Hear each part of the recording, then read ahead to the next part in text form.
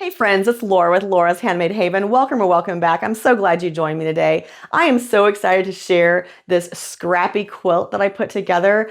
It is using all of those leftover fat quarters from various lines that I've done with sew-alongs over the past 2 or 3 years. I turned all of those fat quarters into a bright structured quilt top with coordinating sashing, cornerstones, and a piano key border. I'm going to walk you through how I did that in 5 simple steps. This method is going to give you a simple, flexible way to use up a bunch of those scraps in your bins. So step 1, I gathered all those fat quarters and I cut them into 2.5-inch wide strips. Now the lengths were varying because I had scraps left over from other projects. So the next thing I did was I sewed those strips end to end to end until I had 38 to 50 inches long. Now once you have several strips, all you gotta do is sew those side by side by side to give you a nice panel to cut from. So you'll see here's my panel. You're gonna target somewhere between 13 to 14 inches. Now the next step, after making sure you press those seams really well, take it over to your cutting table, grab your 12.5-inch ruler and cut those panels into 12.5-inch squares for your blocks. Now step 3 is the fun part. Go to your design wall or your floor if you don't have one and start playing with your blocks. Change the orientation, change the order, do whatever you need to do until you're like, wow, that's what I want it to look like. So once you have your blocks laid out, then it's time to add your sashing and cornerstones. Now, I like cornerstones because that means I can have multiple rows in my quilt top and I know they're going to be perfectly aligned all the way down, which definitely adds the visual appeal. So for my cornerstones, I had some leftover scraps. And so I just went ahead and made those kind of scrappy too. I cut all of those at 2.5-inch square because my sashing strips were 2.5-inch wide.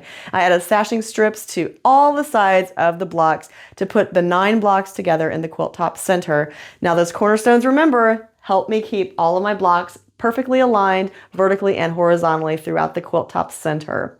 The next thing I did was I looked back at my stash and I thought, wow, I have all of these strips left over from when I was doing the berry jam quilts. Instead of just letting them lay there in the scrap bins, let's use those up too. So I sewed those end to end to end to create my piano key border. Now you're going to notice I have 6-inch squares up here in the corners, and that's because I had a little bit extra left over from this one pink and yellow block in the center when I made that panel for my 9th block. So I went ahead and cut those down to 6 inches to fit perfectly with my piano key segments. And so those are adorning each corner of my quilt top. After adding my piano key border, I've been fooled once, so I'm not going to be fooled again. When I go to long arm my quilts, a lot of times, especially if I have a pieced border, those seams sometimes will start to come apart on the edges, and that is no good when you're long arming a quilt.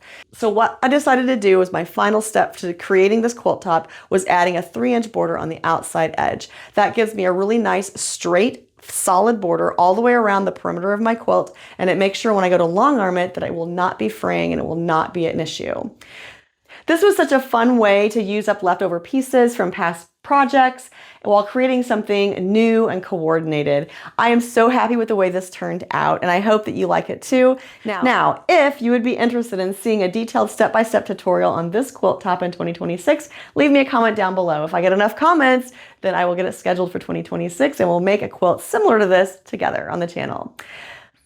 If you like this project and others that I've shared, please remember to like the video, subscribe to the channel, and hit the bell for notifications. I look forward to sharing more exciting and fun projects with you in 2026 and beyond. Until next time, find joy in all you do, carve out some time for crafting and creating, and remember it's always better when you make stuff up.